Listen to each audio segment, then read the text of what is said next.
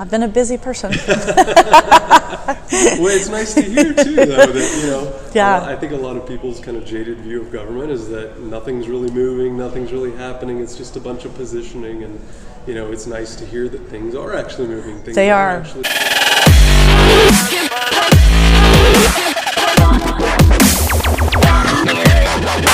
I'm Deborah Silcox, and I'm very honored and proud to serve as our state representative for District 52 in the General Assembly. I've been in Sandy Springs all my life, and my parents chose this community because my parents actually went around and looked at different neighborhoods years ago in the 1960s, and they said, we really love these brand new neighborhoods, the community spirit here, and so I really feel like that growing up here was really like a small town, and the people that started here were all mostly entrepreneurs, including my dad. A lot of professional people, doctors, dentists, professionals that worked particularly at the brand new Northside Hospital at the time settled here. And so I ended up going to Underwood Hills Elementary School before it was the Epstein School. Then I went to Riverwood High School. Gotcha. And then I went to University of Georgia undergraduate and to Emory Law School.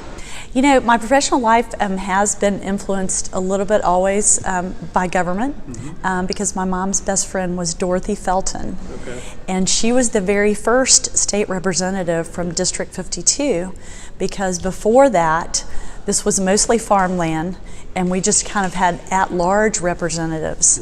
Right. So this was the first person, Dorothy was the first person. She was also the first person to push for a city of Sandy Springs.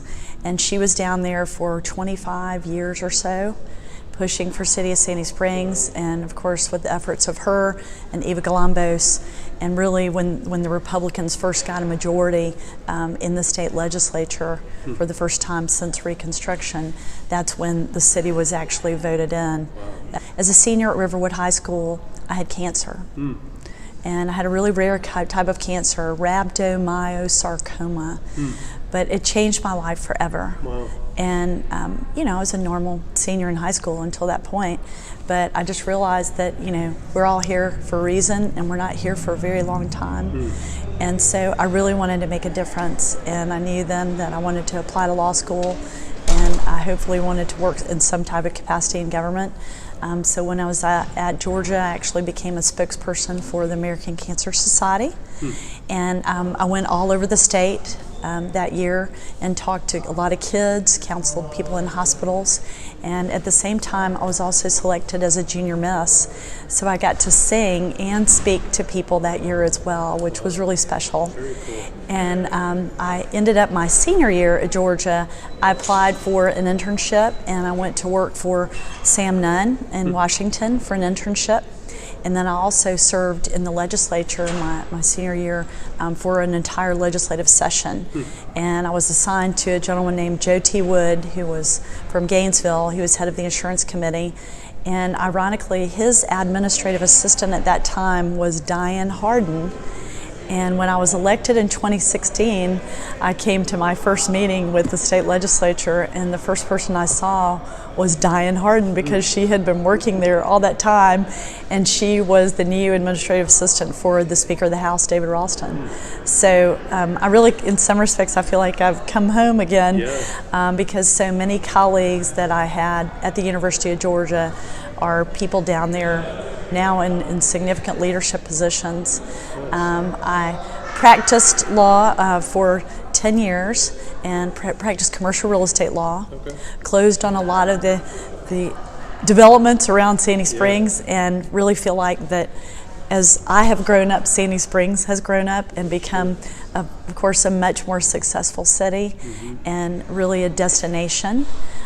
One of the bills that I passed last session is going to create a Holocaust memorial in Georgia. And of course, having 18% of the population in Sandy Springs is Jewish. So there are a lot of people that have a lot of ties to that community, of course.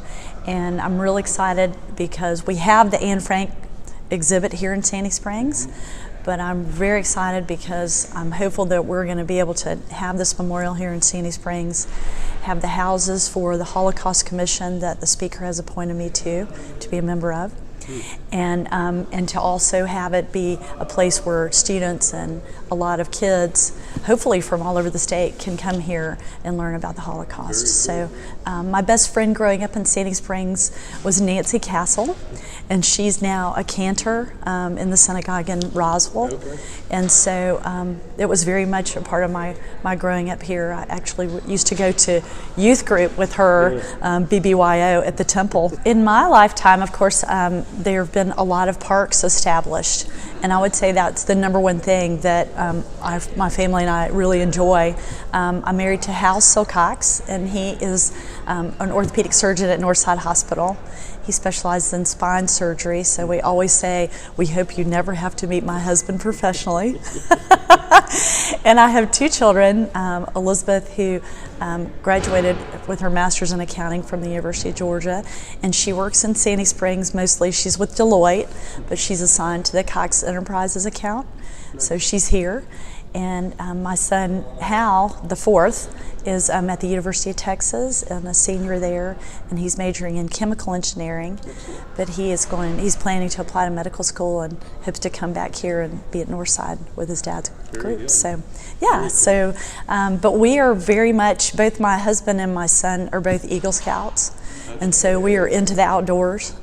And I actually helped to start, I was on the first board for the Chastain Park Conservancy. So been very involved with them. And I'm very excited that the Sandy Springs Conservancy is now working with the Path Foundation.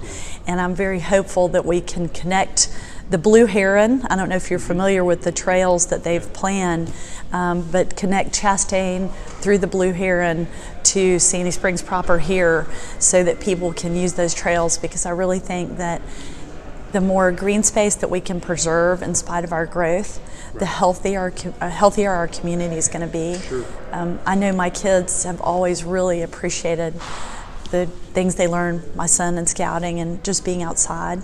My daughter, so she was a state champion cross country runner, and she loves getting out and running on the trails, especially at the Chattahoochee Nature Trail. Absolutely. And so I would say that's our number one thing. Talk a little bit about what you kind of see as the future of Sandy Springs, not just for you as an individual, but you as a representative of ours, and what you're excited about, I guess. I was really involved with the meetings and us redoing our zoning code, and I was really proud of the work that the city did to preserve the neighborhoods and keep all of our existing neighborhoods, because I think that is the key to keeping the green. Absolutely. Is to keep as many single-family residential neighborhoods as we can. At the same time, I think, I'm hopeful that we can plan our growth responsibly. Very involved with the idea of transit. In fact, just today, I haven't received the email yet, but I was told by the Speaker Pro Tem last night that I'm going to be the new MARTOC chairman in the House of Representatives. Wow. So I'll be one of the newest chairmen. Very few people are named to be chairman after just one term in the state legislature, but I have, just been named this. I'm really excited, and I really do think that transit is a big piece of keeping green space, keeping people healthy, keeping the traffic down, and so I'm really excited about the chance to work with MARTA and the new ATL board to hopefully push transit. I think this north end, the discussion, I was in the meetings this summer about the redeveloping the north end is really important. I really empathize and commiserate with the mayor on the need for affordable housing, in particular for our first responders. We have the best police force and firemen in the whole state, in my opinion. They are awesome. And we are very fortunate that we've been able to pay them more competitively than some of the other cities in the metro area and keep the very best people. But we've got to have places for them to live. And I think to have a vibrant, healthy community so that people, regardless of their job, can afford to live in Sandy Springs, we're going to have to work on that. There's opportunity to speak out. There is, and I really applaud Mayor Paul and the city council on their really desire to have as much transparency and encourage input from every part of the community. There's a lot of people, there's a lot of stakeholders that are involved in the development of the city. It's not just city government, you know. Well, and I'm very aware. I actually received an award at the City Council this summer from the Georgia Municipal Association for my work on the fireworks bill, which was really neat. But that bill grew out of direct input from emails that I received from Sandy Springs citizens at the Capitol.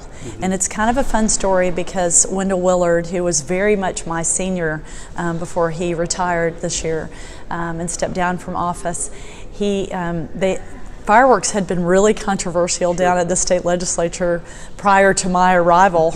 And so I got down there and started getting these emails from folks in the community that, hey, people are setting off the mother of all bombs at all different times of the day, and it's upsetting my uncle who's a veteran, it's upsetting my pets.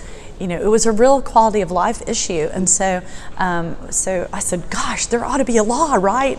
And so Wendell Willard, in his wisdom, he goes, Deborah, you go for it. You draft that bill. You go for it. You go get it. And knowing that, that he knew the whole history, that it would be very difficult to accomplish. Right. And so I had to work on the bill for 2 years, but I managed to get it passed. Nice. And it gives local control back to city councils and mayors to decide what is best for their community in terms of fireworks.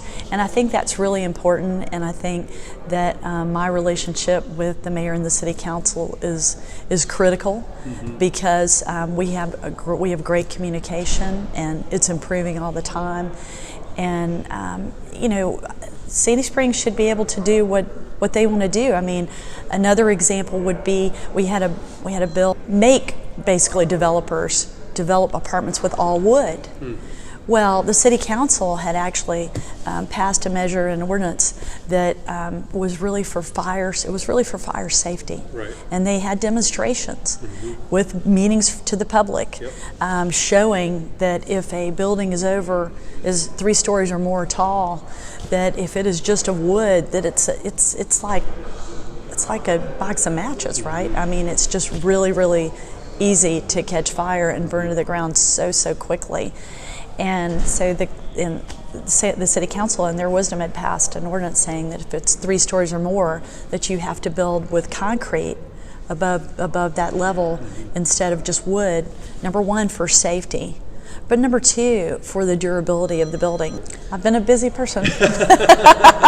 Well, it's nice to hear too, though, that I think a lot of people's kind of jaded view of government is that nothing's really moving, nothing's really happening. It's just a bunch of positioning, and it's nice to hear that things are actually moving. They are. I actually passed more bills than any other freshman legislator in the entire General Assembly. I passed 4 bills: the Holocaust Memorial Bill, the fireworks bill, a women's health care bill, and a sex trafficking bill. Oh, wow. So I think those are all things that can appeal to most everybody in Sandy Springs. Agreed. And things that really matter to people's lives. Well, I so appreciate this opportunity, Matt. I really do. And this year it's going to be equally exciting, and probably the biggest issue that I'm working on. The Speaker Pro Tem this fall put me in charge of a working committee on Fulton County mental health.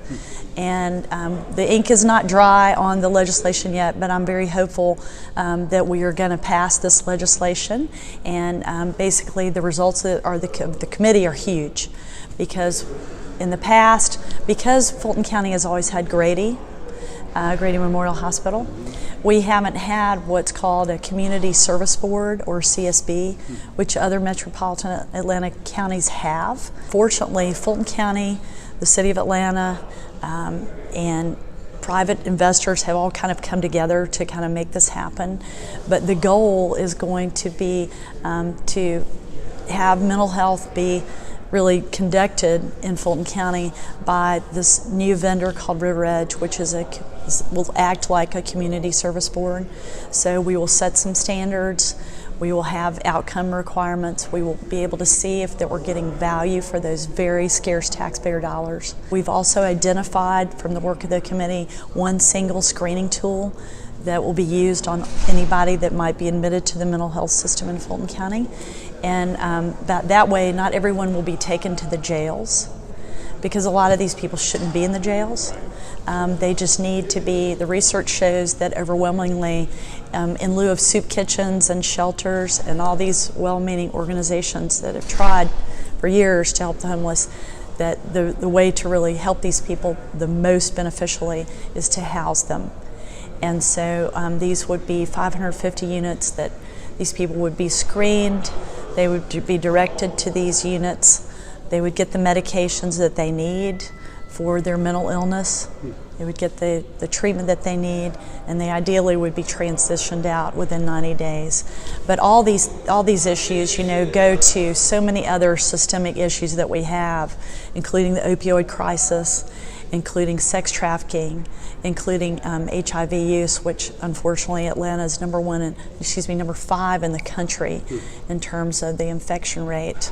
We had about 1,500 people all over the state last year get infected with HIV, most of those in Metro Atlanta.